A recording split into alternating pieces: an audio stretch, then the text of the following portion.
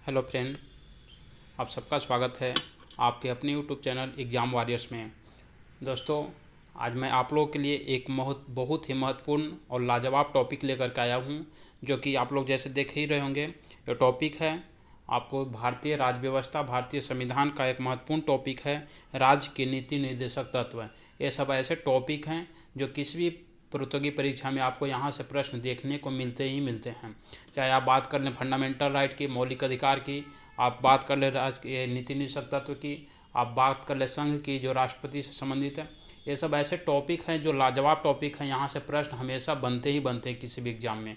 तो आज मैं आप लोग इस टॉपिक से संबंधित जितने भी लगभग महत्वपूर्ण प्रश्न बनेंगे उन सभी महत्वपूर्ण प्रश्नों पर चर्चा करेंगे, और लगभग इससे आपको जितने भी प्रश्न होंगे इतने प्रश्न से आपको लगभग कंसेप्ट आपको क्लियर हो जाएगा, और लगभग जितने भी प्रश्न हैं उन सभी बनने का आपको संभावना बन जाएगा कि आप एक बार देख लेंगे वीडियो को तो लगभग इस चैप्टर से, इस टॉपिक से प्रश्न आपको छूटने की संभावना कम रहेगी। तो आइए हम देखते हैं आज का टॉपिक है जो हमारा, जो कि राज्य के नीति निदेशक तत्व, इसको हम शॉर्ट में क्या बोलते हैं, शॉर्ट में इसको DPSP बोलते हैं। ठीक है, उसका फुल फॉर्म होता है directive principle of state policy, जो कि हम बात करेंगे इसकी। तो किसकी, DPSP की, directive principle of state policy, इसका आपको उल्लेख कहाँ पे किया गया है, तो आर्टिकल 36 से 51 में डायरेक्ट प्रश्न पूछ दिया जाता है कि राज्य के नीति निदेशक तत्व का उल्लेख संविधान के आपको किस अनुच्छेद से किस अनुच्छेद तक किया गया, तो 36 से 51 तक किया गया है। यही पूछा जाएगा अगर कि किस भाग में इसका उल्लेख किया गया, तो भाग 4 हो जाएगा, अनुच्छेद 36 से 51 हो जाएगा। क्या मौलिक कर्तव्य जो है हमारा संविधान का, ठीक है, यहाँ पे दो चीज़ें होता है, एक राज्य के नीति निदेशक तत्व जो है कि हमारे संविधान का मूल संविधान का हिस्सा है या नहीं है, डायरेक्ट यहीं से पूछ लिया जाएगा प्रश्न। तो एक राज्य के नीति निदेशक तत्व जो है संविधान का मूल हिस्सा था, जब हमारे संविधान का निर्माण किया जा रहा था संविधान सभा के द्वारा, उसी समय आपको राज्य के नीति निदेशक तत्वों को हमारे संविधान में जोड़ा गया था।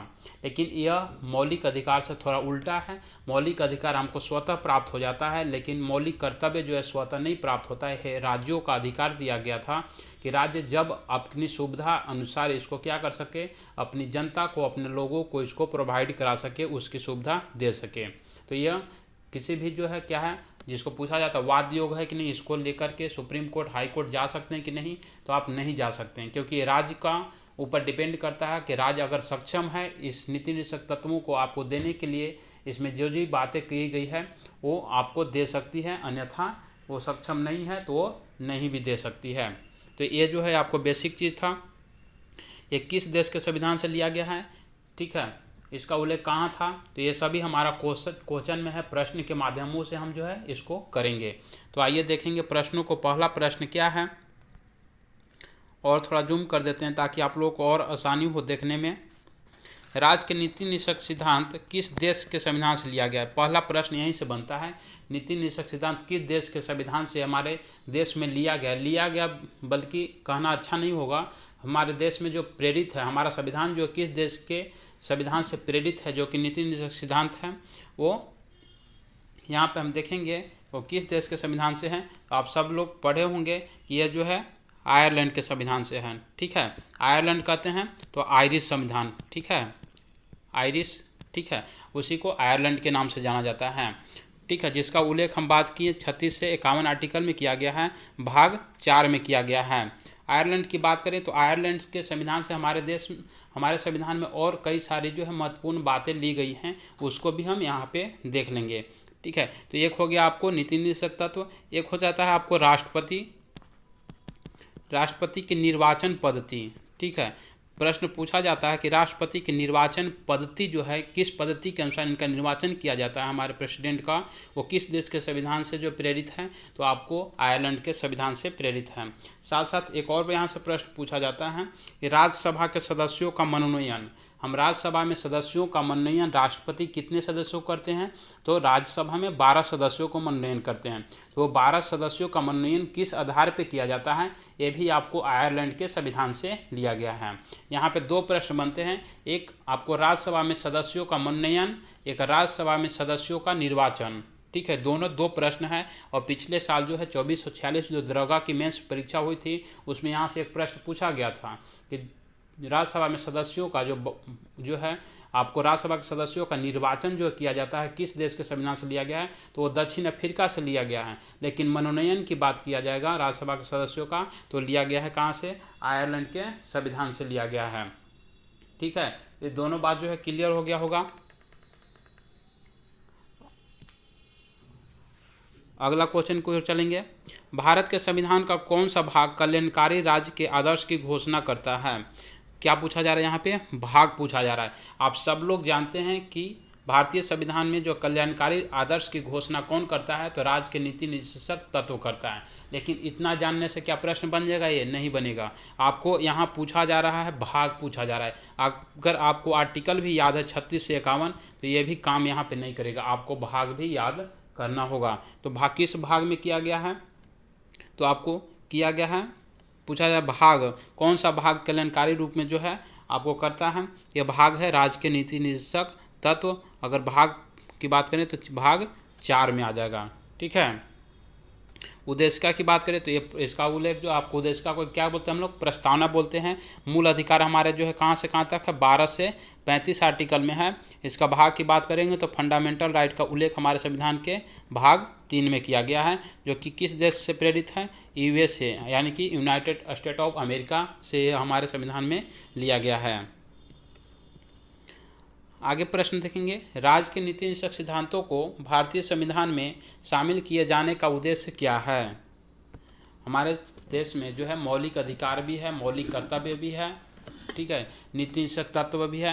तो ये इसको नीति निषेधक तत्व को शामिल करने के पीछे उद्देश्य क्या था? संविधान सभा में जो भी लोग बैठे हुए थे, इतने पढ़े लिखे लोग बैठे हुए थे, तो उन्होंने क्या सोच समझ करके इसको दिया और उस समय ही लागू नहीं किया। ये जो है वाद्य योग नहीं बनाया कि मीन्स ये आप सरकार से ज़बरदस्ती नहीं लागू करवा सकते हैं। एक बहुत ही सोच समझ करके विचार को जो है वहाँ पे रखा गया था। तो यहाँ पे जो है उद्देश्य क्या था, तो इसका उद्देश्य था समाजवादी आर्थिक प्रजातंत्र को स्थापित करना। मीन्स एक जो लोकतांत्रिक देश में जो होना चाहिए उस चीज़ को आपको व्यवस्थित तरीके से सुव्यवस्थित तरीके से आपको प्रजातंत्र को स्थापित करने का मुख्य उद्देश्य था DPSP का। निम्नलिखित में से कौन एक राज्य के निश्चित सिद्धांतों के उद्देश्य नहीं है? कौन सा उद्देश्य नहीं है, तो इसको देखेंगे। ऑप्शन नंबर 1 देखेंगे, क्या एक कल्याणकारी राज्य की स्थापना करना, ये तो मुख्य उद्देश्य ही है। सामाजिक आर्थिक न्याय को सुनिश्चित करना, ये भी जो है हमारे DPSP का मुख्य उद्देश्य है। एक धार्मिक राज्य की स्थापना करना, धार्मिक राज्य की स्थापना, क्योंकि भारत ऐसे भी क्या है, धर्मनिरपेक्ष पंथ निरपेक्ष के रास्तों पर चलता है, इसलिए ऑप्शन नंबर आपको क्या हो जाएगा, गलत हो जाएगा। ठीक है, हमारा देश धार्मिक चीज़ों को बढ़ावा देने का नहीं करता है, क्योंकि जो भी लोग जिस धर्म को मानते हैं उस लोग जो है उस धर्म को मान सकते हैं, उसमें सरकार किसी भी तरह की जो है आपको क्या प्रतिबंध नहीं कर सकती है। लेकिन एक दूसरे धर्म को क्या करना, नीचा दिखाना, एक दूसरे धर्म को उसको प्रतिबंधित करना, ये सब जो है नहीं कहता है। 5 नंबर चलेंगे, भारत में न्यायपालिका का कार्यपालिका से पृथक्करण किससे व्यादेशित किया गया है? तो ये किससे किया गया है? आपको राज्य के नीति निषेधक सिद्धांत में किया गया है, क्योंकि हम पढ़ेंगे कार्यपालिका को न्यायपालिका से पृथक्करण किया गया, किस अनुच्छेद में किया गया है, तो आर्टिकल 50 कहता है कि कार्यपालिका को न्यायपालिका से बिल्कुल पृथक्करण, मतलब दोनों को अलग अलग रखा गया, एक दूसरे के जो है आपको बिल्कुल अलग रखा गया है। हाल ही में 3 तलाक मुद्दे को लेकर भारतीय संविधान में वर्णित नीति निषेधक तत्व के किस अनुच्छेद के राष्ट्रीय स्तर पर व्यवहारिक प्रयोग की बातें की गई हैं? अभी जो 3 तलाक जो मुद्दा हुआ था वो काफ़ी चर्चा में था, तो ये भी किस में आता है? आपको तलाक की बात हो, आपको इसके अलावा क्या विरासत विवाह की बात हो, या विरासत मतलब क्या होता है, किसी भी व्यक्ति की उसकी जो संपत्ति किसको होगा, बेटा का होगा, बेटी का होगा, ये सब भी किस में आता है, DPSP में आता है। ठीक है, तो ये जो है संविधान के निषेध तत्व के राष्ट्रीय स्तर पर जो है बातें कही गई है, इसमें सब किस में आता है, समान सिविल संहिता में आता है। चाहे गोद लेने की बात कहा जाए, विवाह की बात किया जाए, तलाक की बात किया जाए, विरासत की बात किया जाए, सभी जो है आपको समान सिविल संहिता के अंतर्गत आता है। जो आर्टिकल कौन सा बताता है, 44 है। 44 जो है आपको 36 से 51 के बीच यानी कि नीति निषेध तत्व के सिद्धांत में आता है। तो आर्टिकल 44 जो है मात्र एक ऐसा राज्य है गोवा जो कि 44 को लागू किया है। अभी कई सारे बीजेपी के शासित प्रदेशों में ये जो बातें चल रही है लागू करने का, देखिए आगे और कई सारे राज्यों में आपको देखने को मिलेगा। निम्नलिखित में से किस राज्य में समान नागरिक संहिता लागू है? प्रश्न वही आ गया है, जो है एकमात्र राज्य जो है गोवा जो कि सिविल संहिता लागू किया है। ठीक है। कृषि और पशुपालन को आधुनिक और वैज्ञानिक प्रणालियों से करने का उल्लेख भारतीय संविधान के किस अंग में किया गया है? तो अंग की बात किया जाए तो अंग इसका जो है आपको नीति निर्देशक सिद्धांत में ही किया गया है। कहाँ पे किया गया है? नीति निर्देशक सिद्धांत यह बताता है कि जैसे जैसे जो है दुनिया आगे जा रही है, विकसित हो रही है, हमारे टेक्नोलॉजी बढ़ते जा रहे हैं, उस तरह से जो है क्या करें, जैसे कृषि है, पशुपालन है, ये सब को नई नई टेक्नोलॉजी के माध्यम से इसको उपजाने का, अपनाने का माध्यम को सुव्यवस्थित तरीके से राज्य करेगी। जैसे देखते होंगे कृषि की बात करते होंगे तो पहले धान जो है बुआई किसे बैल के माध्यम से, हल के माध्यम से किया जाता था, महीनों दिन 2 महीना लगते थे। लेकिन अब क्या उसी टेक्नोलॉजी का प्रयोग करके क्या किया जा रहा है, अब 10 से 15 दिन में जो है धान की जो है बुआई कर दी जाती है। तो ये भी जो है किस में आएगा, आपको नीति निर्देशक तत्व में आएगा। संविधान के 42वें संशोधन द्वारा निम्नलिखित में से कौन सा सिद्धांत राज्य के नीति निषेध सिद्धांत तत्वों में जोड़ा गया था? ठीक है। 42वां संविधान संशोधन कब हुआ था? सबसे पहले तो ये देखेंगे 1976 में इंदिरा गांधी के सरकार के द्वारा ये आपको संशोधन किया गया था। तो इसमें नीति निषेध तत्वों में क्या जोड़ा गया था? तो इसमें जोड़ा गया था उद्योग के प्रबंधन में कामगारों की सहभागिता। उद्योग के प्रबंधन में कामगारों की सहभागिता मीन्स कोई भी उद्योग का प्रबंधन किया जा रहा है वहाँ पे कामगारों की सहभागिता होगी। कामगार उसमें क्या होंगे, उसमें सहभागी होंगे।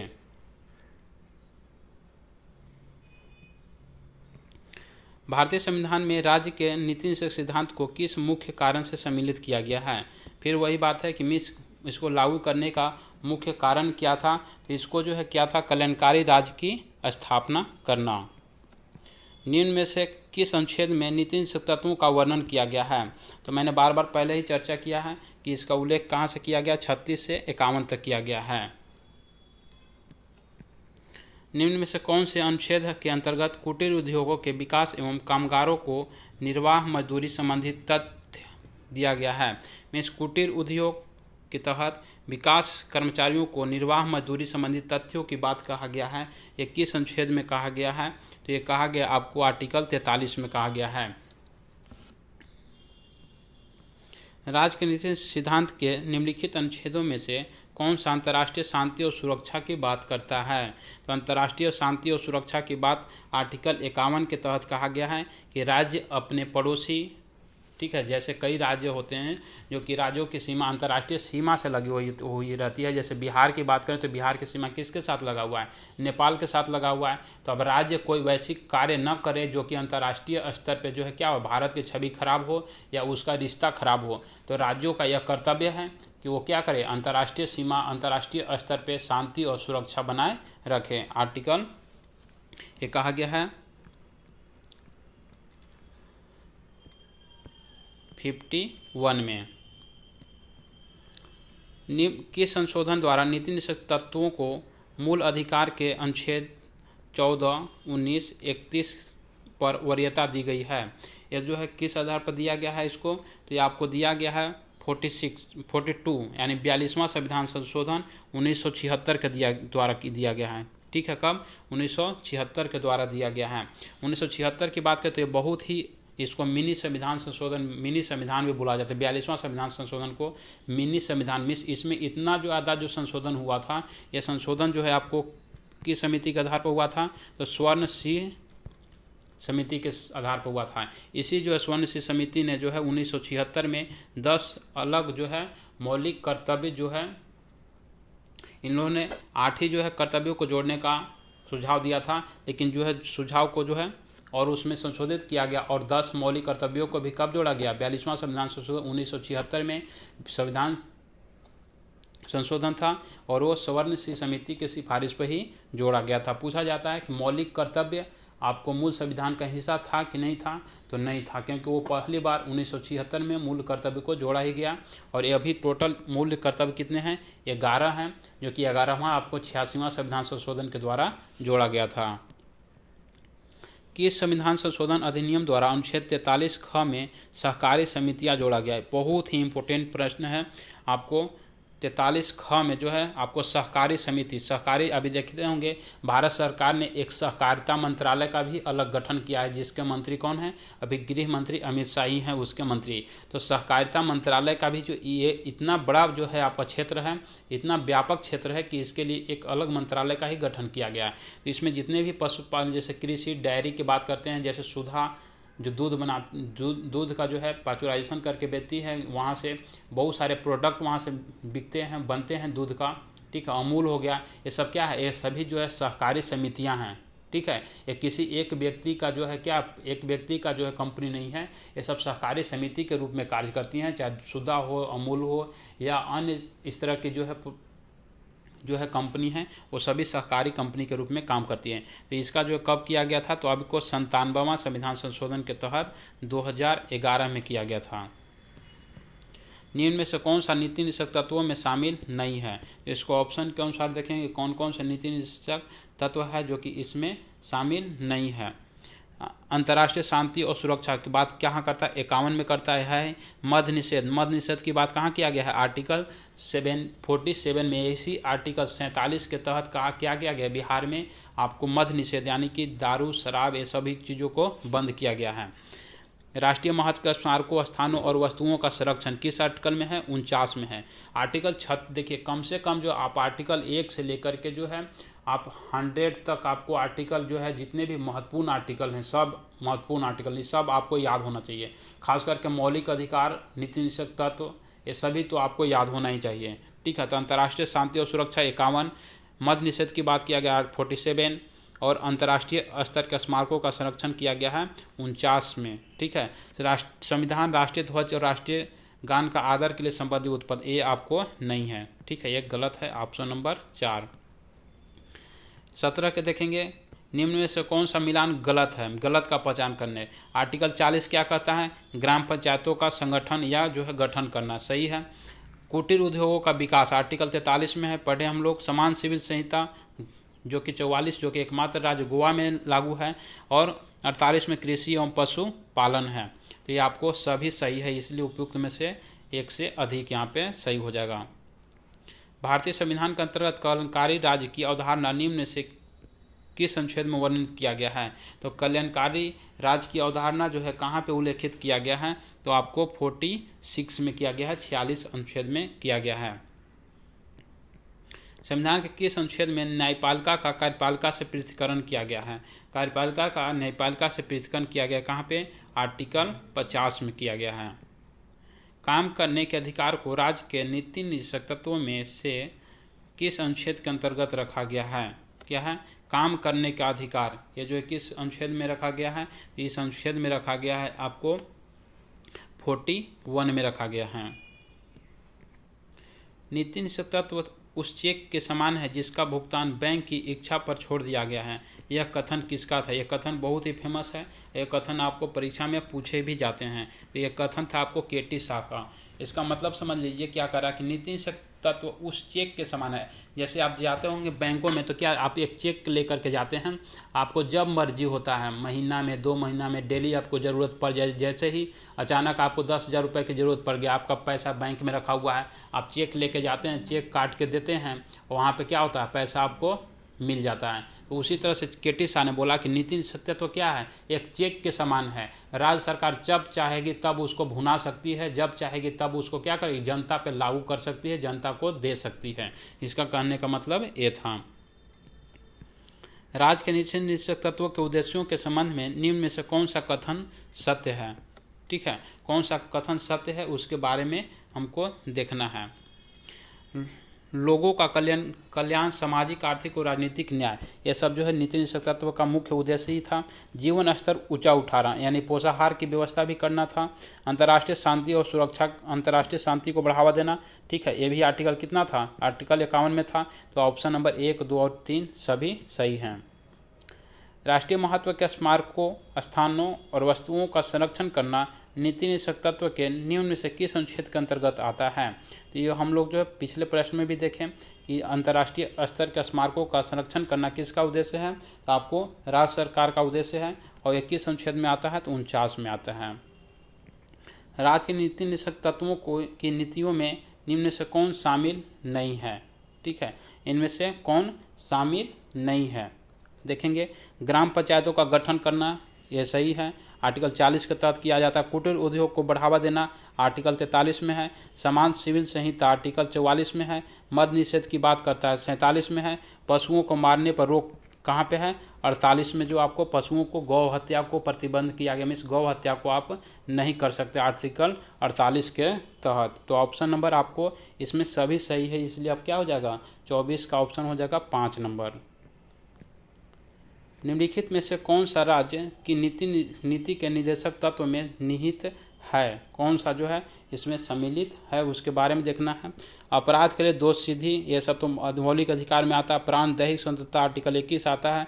अल्पसंख्यक वर्गों का हितों का संरक्षण, ये सब जो है मौलिक अधिकार का चीज़ है। लेकिन पुरुषों और स्त्रियों दोनों का समान कार्य के लिए समान वेतन, कहाँ पे, आर्टिकल 44 में, सॉरी आर्टिकल 44, आर्टिकल 39 के तहत इसका उल्लेख किया गया है। 42वें संविधान संशोधन द्वारा किस अनुच्छेद के माध्यम से श्रमिकों की प्रावधान में भागीदारी सुनिश्चित की गई है, किस अनुच्छेद के तहत किया गया है, तो आपको किया गया है 43 का 1 के तहत किया गया है। शराबबंदी संविधान के किस अनुच्छेद में निर्देशित है, या आपको बिहार में शराबबंदी या किसी भी राज्य में अगर राज्य को लगेगा कि कोई भी जो है खाद्य पदार्थ है वो भी जो है एक खाद्य पदार्थ के अंतर्गत ही आता है, तो लगेगा कि अगर वो हमारे क्या हानिकारक है या हानि पहुंचा रहा है, तो राज्य सरकार उसको डिसीजन ले सकती है, उसको प्रतिबंधित कर सकती है, जो कि बिहार में भी पूर्ण रूप से प्रतिबंध है आर्टिकल 47 के तहत। राज्य का नीति निषेध तत्व निम्नलिखित में से कौन सा एक दिशा निर्देश सिद्धांत महात्मा गांधी के दर्शन से जुड़ा हुआ है, तो इनका जो है आर्टिकल 40 की बात करेंगे तो आर्टिकल 40 ग्राम पंचायतों का गठन जो है आपको किसके सिद्धांतों से जुड़ा हुआ है, महात्मा गांधी के सिद्धांतों से जुड़ा हुआ है। महात्मा गांधी का यह सिद्धांत था कि हमारा जो है देश है, इसमें जो हमारे देश में जो लोग रहते हैं वो हमारा देश का निवास जो है वो कहाँ होता है, गाँवों में होता है। मीन्स कि कहने का मतलब हमारे देश का अधिकांश जनसंख्या जो कहाँ रहती है, गाँवों में रहती है, और जब तक गांव का विकास नहीं होगा हमारे देश का विकास नहीं होगा। इसलिए जो है ग्राम पंचायतों का गठन अनिवार्य रूप से करना चाहिए। यह महात्मा गांधी का सोच था, उनका विचार था, सिद्धांत था। मौलिक अधिकार एवं राज्य के नीति निषेध तत्व के विषय में कौन सा कथन सही है, कौन सा कथन सही है। वे परस्पर विरोधी हैं, वे दोनों में कोई अंतर नहीं है, वे अमान्य हैं, ठीक है, वे एक दूसरे के पूरक हैं। मौलिक अधिकार और राज्य के वो क्या है, एक दूसरे का पूरक है, ठीक है, एक दूसरे का पूरक है। भारतीय संविधान के किस अनुच्छेद द्वारा अनुसूचित जाति, जनजाति तथा दुर्बल वर्गों को शिक्षा, अर्थ संबंधी जो है व्यवस्था कराने का कार्य राज्य सरकार करती है, तो आपको आर्टिकल 46 के तहत राज्य सरकार दुर्लभ वर्गों के लिए, अनुसूचित जाति जनजाति के लिए आपको शिक्षा, ऐसा भी चीज़ों की व्यवस्था करती है। तो ये था आज जो है कितना 30 प्रश्न, आप जो है खुद से ही इसको बनाइए 30 प्रश्न में से, और देखिए कि हम कितने प्रश्नों को सही कर रहे हैं, क्योंकि DPSP एक महत्वपूर्ण जो है आपको पाठ है, और इससे प्रश्न लगभग जो बनते हैं, मैंने सभी प्रश्नों को एक स्टैंडर्ड लेवल का जो प्रश्न बनता है वो सभी प्रश्नों को आप लोगों के साथ चर्चा किया, और उसमें से जितने भी और जो प्रश्न बनने लायक थे उस पर भी मैंने चर्चा किया। तो आप इस तरह से जो है टॉपिक वाइज अगर की चीज़ों को आप क्लियर कर लेते हैं तो आप किसी भी आसानी से परीक्षा में जाकर के आप अपने को स्कोरिंग कर सकते हैं। तो आज के लिए इतना ही, फिर मिलेंगे हम अगले वीडियो में। अगर आप हमारे चैनल पर नए हैं तो हमारे चैनल को लाइक करें, सब्सक्राइब कर लें, और ज़्यादा से ज़्यादा लोगों के साथ शेयर करें, ठीक है। और एक चीज़ और मैं बता दूं, कभी बिहार BSSC यानी बिहार कर्मचारी चयन आयोग में जो है CGL 3 की वैकेंसी आई है, जिसमें 2000 से ऊपर की वैकेंसी है। इसमें जो है बता दें कि आपको हमारे चैनल के द्वारा हमारा चैनल है, टेलीग्राम ग्रुप है एग्ज़ाम वॉरियर्स के नाम से ही। आप उस चैनल पे जो है आपको फ्री ऑफ कॉस्ट, पूरी तरह से बिल्कुल फ्री जो है आपको टेस्ट सीरीज़ कराई जा रही है। आप उस टेस्ट सीरीज़ में जुड़े और आप उस टेस्ट सीरीज़ को बना के देखें। हमें बहुत ही अच्छा रिस्पॉन्स आ रहा है। अलग अलग डिस्ट्रिक्ट के माध्यम से पूरे बिहार के लोग उससे जुड़े हुए हैं और सभी जो है प्रैक्टिस सेट को बना रहे हैं और हमारे तक मार्क्स भेज रहे हैं, ताकि उनके यहाँ जो हम मार्क्स को क्या कर सकते हैं, रैंक वाइज जारी कर सकते हैं, ताकि अपनी जो है एक लेवल को पता कर सकें कि हाँ हम कहाँ पे हैं और हमें क्या इतना मेहनत और करने की ज़रूरत है। तो आप भी हमारे चाहें तो हमारे टेलीग्राम ग्रुप से जुड़ें और आसानी से टेस्ट सीरीज को दें, वो बिल्कुल वहाँ पे फ्री दिया गया है। तो आज के लिए इतना ही। धन्यवाद दोस्तों, फिरते हैं अगले वीडियो में। धन्यवाद।